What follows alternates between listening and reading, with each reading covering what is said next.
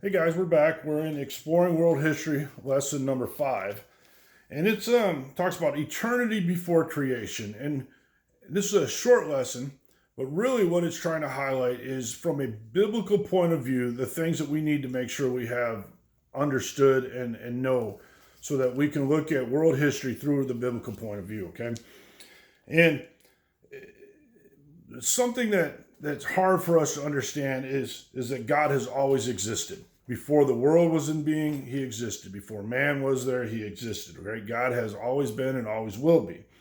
And like I said, that's very challenging for us to understand because everything we do has a beginning and an end. Everything we study has a beginning and an end. We want to look at the Egyptian dynasties. Well, when did the first dynasty start? When did the first dynasty end, right? We look at different wars. World War I started on this date, ended on this date, etc., etc. So everything we can comprehend has a beginning and an end. The whole world history starts and focuses on beginnings and ends, right? And eternity, though, has no measurement of time. And that's a concept that's very challenging for us to grasp, but it's true. It says that God is eternal and has always existed, right? John 1, verse 1 and 2 talks about he was with him in the beginning. Genesis 1, verse 2 says the Spirit of God was moving before the world was even created.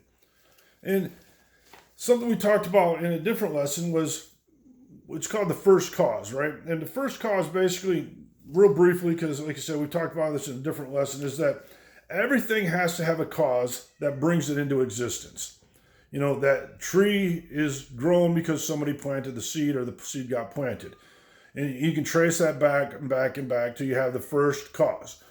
How did that thing come into being? Well, somebody had to create it. Somebody had to get the material, etc., etc.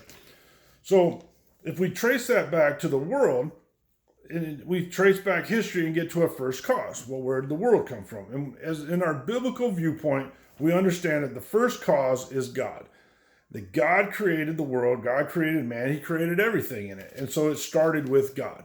And in order to do so, God had to be there before the world happened and before the world was created. And as we said, God is eternal, has always been.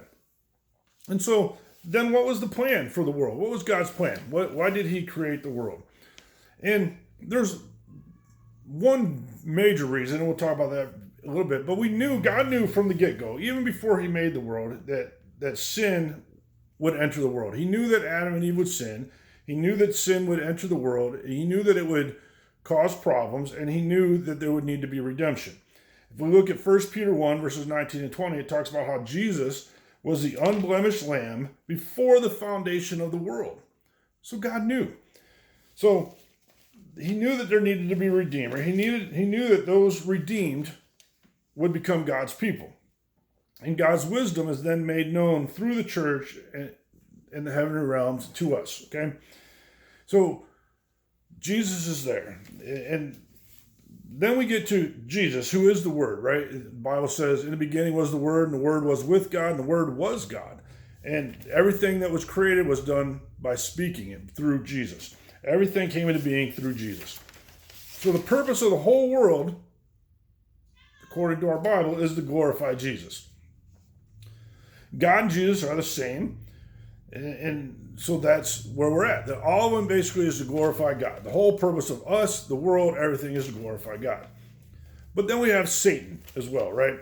Satan is not clearly stated in the Bible where he comes from. He is a created being and believed to be a fallen angel. We do know a lot of things about him, one of them being that he is the father of lies, and he opposes God in all things, and he chooses to do evil. So, like I said, these are just kind of a real quick, make sure we get from our biblical standpoint of world history where we have to come from. That even though we study beginning and ends, we have to understand the concept that God has always been. He's eternal. Always has been, always will be. And it was through him that the world started with his created word. Thanks.